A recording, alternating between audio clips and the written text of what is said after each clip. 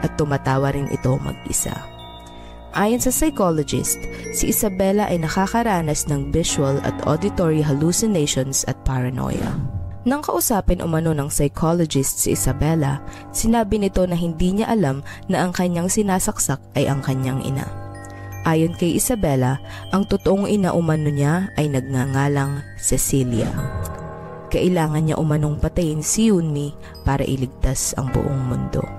Nang marinig ng prosecutor ang pahayag ng psychologist na tumingin kay Isabela, ay sumang-ayon sila at tinanggap ang not guilty plea ng kampo nito. Kaya't sa halip na sa kulungan ng bagsak na Isabela ay nilipat ito sa Colorado State Mental Hospital at doon siya nanatili na mahabang panahon hanggang siya ay gumaling. Bago matapos ang 2020, matapos niyang manatili ng 7 taon sa mental hospital,